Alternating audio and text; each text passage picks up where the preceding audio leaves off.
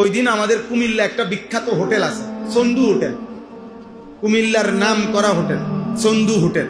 চন্দু হোটেলের গোশত আলুর ভর্তা পৃথিবী বিখ্যাত, এত স্বাদ, এত মজা। কুমিল্লা পদুয়ার বাজার বিশ্ব রোডে ওনার যে মেন মালিক ইকবাল ভাই আমাদের, উনি আমার ওই দিন মেহমানদারি করাইছে ওনার হোটেল। তো ওনার দাদার বাপ, ওনার দাদা, ওনার আব্বা, এখন ওনারা এই ব্যবসা করে।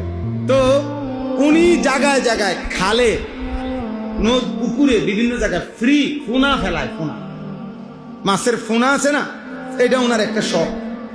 হাজার হাজার টাকার ফোনা ফেলে আর কি, এ ফ্রি, মানে যেখানেই সুযোগ পায় মাছের ফোনা ফেলে দেয়, বুঝছেন? তা আমি বলি, আপনি এটা কেন করেন?